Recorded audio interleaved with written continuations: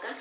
ನಾನು ನಿಮಗೆ ಇವತ್ತು ತೋರಿಸಿಕೊಡ್ತಿರುವ ಶೇಂಗಿನ ಪುಡಿ, ಉತ್ತರ ಕರ್ನಾಟಕ ಸ್ಟೈಲ್ ಶೇಂಗಿನ ಪುಡಿ. ನೋಡಿ, ಸ್ಟವ್ ಹಚ್ಕೊತಾ ಇದ್ದೀನಿ. ಹಂಚು ಚೆನ್ನಾಗಿ ಕಾಯಲಿ. ಈಗ ಹಂಚು ಕಾದಿದೆ. ನಾನು ಶೇಂಗದ ಕಾಳು ಹಾಕ್ತಾ ಇದ್ದೀನಿ.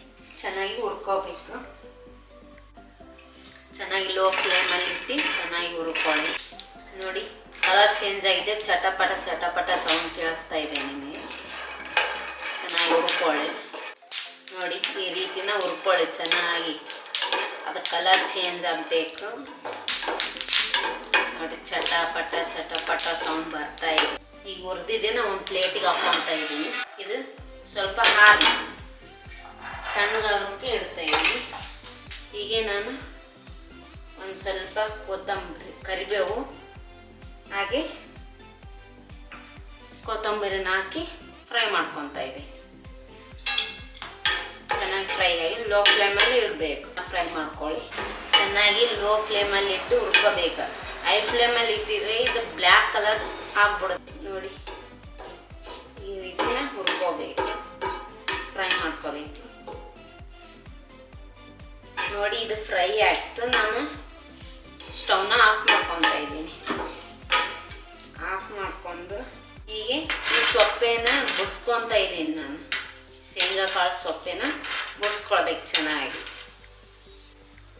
ನೋಡಿ, ಈ ರೀತಿನ ಬಿಡಿಸ್ಕೊಳ್ಳಿ. ಎಲ್ಲನೂ ಬಿಡಿಸ್ಕೋಬಾರ್ದು, ಯಾಕಂದ್ರೆ ಟೇಸ್ಟ್ ಇರೋದೇ ಇದ್ರಾಗಲ್ವ.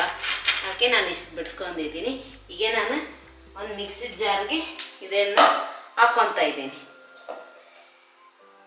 ಈ ರೀತಿ ಹಾಕ್ಕೊಂಡು ಈಗ ನಾನು ಬೆಳ್ಳುಳ್ಳಿನ ಹಾಕ್ತಾಯಿದ್ದೀನಿ. 1 ಕಪ್ ಹಾಕ್ಬೋದು, ಇಲ್ಲ ನಿಮ್ಮ ಇಷ್ಟ, ನೀವು ಎಷ್ಟನ್ನ ಹಾಕ್ಬೋದು. ಆವಾಗೆ ಕರಿಬೇವು ಕೊತ್ತಂಬರಿ ಫ್ರೈ ಮಾಡಿದ್ದ ಅದನ್ನು ಹಾಕ್ತಾಯಿದ್ದೀನಿ.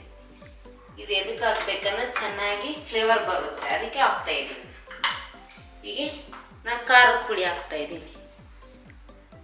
ನಿಮ್ಗೆ ಎಷ್ಟು ಖಾರ ಬೇಕೋ ಅಷ್ಟು ಹಾಕ್ಕೊಳ್ಳಿ ನೀವು. ಈಗ ನಾನು ರುಚಿಗೆ ತಕ್ಕಷ್ಟು ಉಪ್ಪು ಹಾಕ್ತಾಯಿದ್ದೀನಿ. ಒಂದು ನಾನು ಗ್ರೈಂಡ್ ಮಾಡ್ಕೊಂಡು ಬರ್ತಾಯಿದ್ದೀನಿ. ನೋಡಿ, ಎಷ್ಟು ಚೆನ್ನಾಗಿ ಬಂದಿದೆ. ಎಷ್ಟು ಘಮ ಘಮ ಘಮ ಸ್ಮೆಲ್ ಬರ್ತಾ ಇದೆ. ನೋಡಿ, ನೀವು ಒನ್ ಟೈಮ್ ಟ್ರೈ ಮಾಡಿ. ನೋಡಿ, ಎಷ್ಟು ಚೆನ್ನಾಗಿ ಬಂದಿದೆ.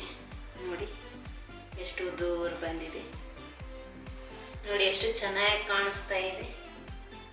ನೋಡಿ, ನಮ್ಮ ಶೇಂಗಾದ ಪುಡಿ ರೆಡಿ ಆಯಿತು. ಎಷ್ಟು ಚೆನ್ನಾಗಿ ಕಾಣಿಸ್ತಾ ಇದೆ. ನೀವು ನೋಡಿ, ಚೆನ್ನಾಗಿ ಕಾಣಿಸ್ತಾ ಇದೆ.